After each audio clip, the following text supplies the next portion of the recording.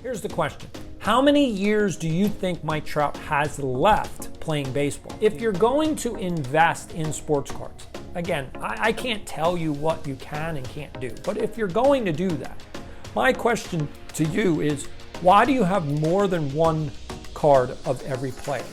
If you have Mike Trout rookie cards, what are you going to do with them?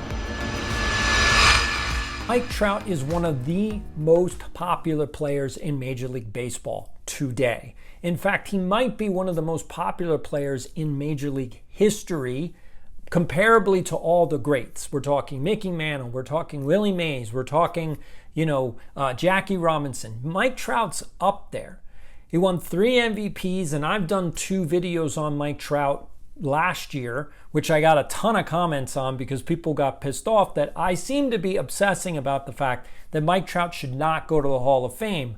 But in 2025, are we actually seeing the end of Mike Trout's career? Now, if you don't know what Mike Trout has done this season, here's the stats. And so let's go through them. So in 108 games, which is the most games he's played in the last 3 years, and so he will probably end with around 115 games, maybe 119, which is what he had in 2022. But he's got 381 at-bats, he has 58 runs, he's got 88 hits, 12 doubles, 1 triple, 20 homers, and he is batting a measly .231.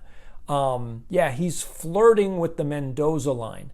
And this is literally the worst season that he's ever had. Last year he only played in 29 games and he bat .220, but again, he only played in 29 games. He's played in 108 games and he's batting .231 and he can't hit the ball anymore. So here's the question. Mike Trout's won 3 MVPs, but is this the end? Is his career totally over? So we'll end out this year, I don't know, maybe he'll hit 24 homers, maybe. There's a few weeks left of the season. So if he gets 24 homers, let's say, how many does that for his total career? That would actually put him just over 400 home runs, which is a pretty damn good career, but it still, is that Hall of Fame worthy? And I want to ask you guys that question. What do you think? Is that Hall of Fame worthy? If we look at his stats, again, his career batting average would drop below 300, be 295. And with just over 400 home runs, I don't know. He doesn't get to a Fred McGriff level who hit 497. But Fred McGriff had numbers all over the place. But again, in the last few years of McGriff's career, the crime dog, he kind of padded his stats. And is that what Mike Trout has to do? Does he have to just hold on, pad his stats, and kind of just get there? I don't know. Here's the question. How many years do you think Mike Trout has left playing baseball? Do you think he has 1 year left? Do you think he has 2, maybe 3 years left? I don't know. I don't know what his body is going to allow him to do, but clearly he is not the same player that he was back in 2012. He's an older man. That's it. That's just the way it goes. And so here's where this comes back to sports cards.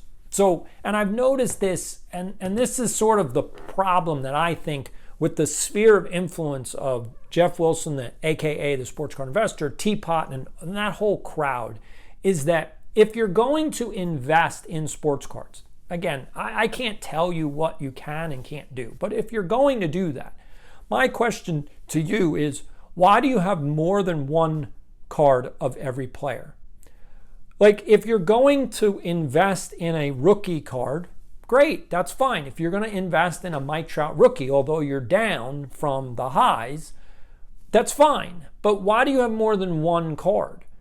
Because if you're going to use the theory of diversification, then you shouldn't have more than one of each player. You should have one Shohei Ohtani, one Mike Trout, one Tom Brady, one Patrick Mahomes, one of each. The minute you start doubling down on players is when you get yourself into trouble like in this situation. If you have Mike Trout rookie cards, what are you going to do with them? I mean, you can sell them, but you're going to take a loss. And that's the whole point is, are you collecting to be a hoarder, or are you collecting to be an investor? Or are you just collecting because you just don't like money?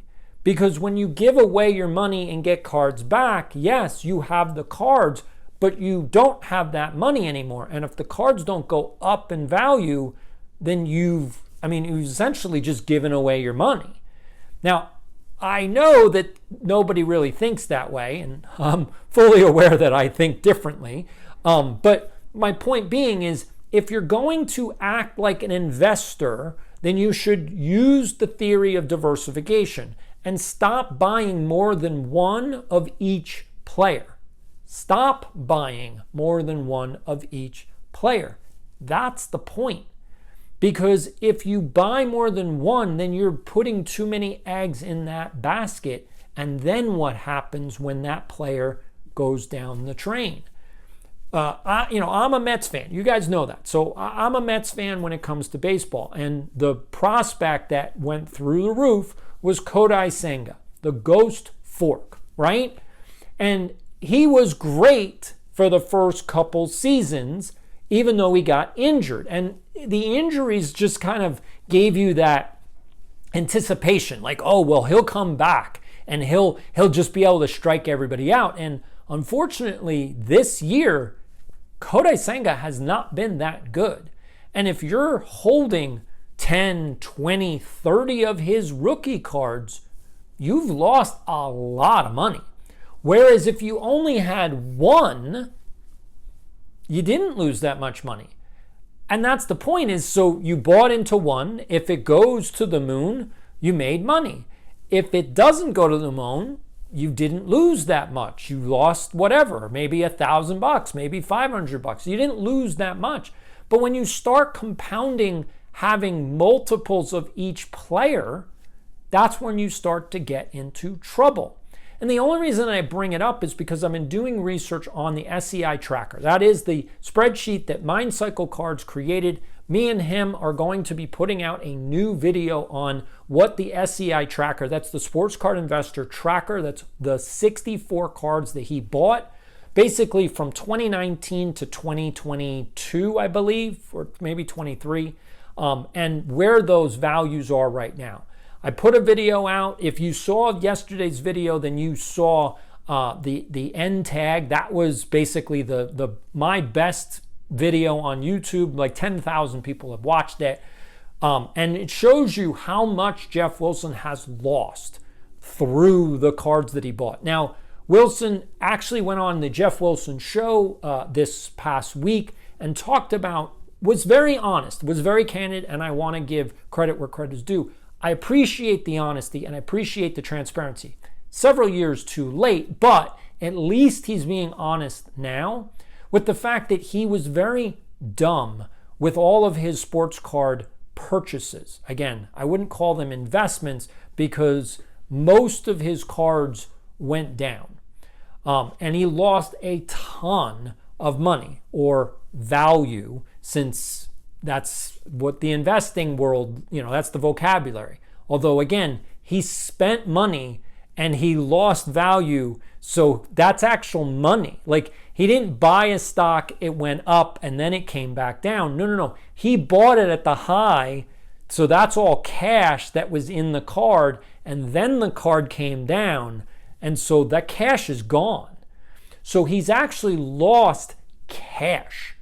Which is why my recommendation for all of you guys, and I keep saying it, so I'm going to keep repeating it, you should be trading your cards for the next 6 months.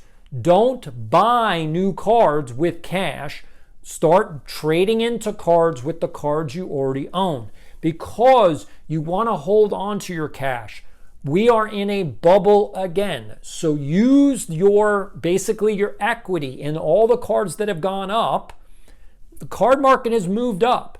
So use the equity in the cards that have gone up to trade for other cards that you want. My suggestion is to go after the 25 recession-proof players. That's my suggestion. That's the magazine that I created, Card Hoarder Magazine. That's the edition, the 25 recession-proof players. You can get it free at my Instagram. But that's my point, is you should trade up, get those 25 players, but get one of each. Don't buy more than one. So if you're going to be getting a mantle, pick one mantle. If you want a Mays, pick one Mays. If you want a Robinson, pick one Robinson. If you want a Ted Williams, pick one. Pick one of each of the players, and then you have a diversified portfolio. So pick one Tom Brady, pick one Mahomes, pick one, CJ Stroud, or, I don't know who you want, Drake May, like whoever it is that you want, just pick one. Then you can watch the player go up and be happy about it. But when it comes down, you don't have that big of an issue. And I understand why a lot of you do it. Like I'm a son of a hoarder, and I have hoarding tendencies. And so I have multiples of a ton of cards. I don't know what else to say. Here we go. Let's do this. Okay, so here's multiples of all of my Barry Bonds rookies. Okay? That's how many Barry Bond rookies I have. Now, why do I have all of these? Well, because when I was a teenager, and this is 87, so that's the 87 tops. So when I was a teenager in 87 tops, I was opening cases, full cases, like the whole box. And each box had 36 packs. So if you open up a whole case, you have thousands and thousands of cards. And I opened up multiple cases, and I would just sort all day, all night. I would just sort cards. And so that's how you get to this many of those cards. That's how it happens. And so I sold a ton, but obviously you can't sell them all. There's not that much of a market for all of these. Now, I've graded a few of them because, you want to grade some, and people will buy graded over not, again, more easily. What are these worth each? These are worth, they're worth about $8 each. Again, retail's like $8, $9. No one's going to pay $8, $9 for each of them. So what can you actually sell them for? Well, you could probably sell one for like $7. It's $7. It's not that big a deal. And again, what did I pay for these way back in the day? Again, it's cents. So for me, it's just bulk at this point. I know I'm getting off track. My point being is one of each player. That's all you need. And even if you're investing, like you're trying to rookie prospect, you only need one of each. So pick the card that you want. Now, here's the difficulty. Which card do you go after in the modern era? Because at this point, I think the hobby kind of agrees that the first Bowman is now the rookie card. At least for baseball. For football, I don't know. Is the National Treasures RPA patch the rookie card now? Is that the official rookie card? Because the Donruss rated rookie isn't really the rookie card. People want the optic, or they want the pink or the silver or the whatever the variation is. There's a numbered one. There's also an autograph one. At this point, there's just so much splintering of the hobby that you don't know which card is the rookie anymore.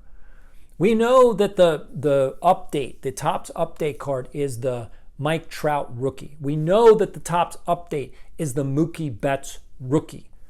If you have the Mookie Betts rookie, you did pretty well. If you have more than one, you should sell your multiples.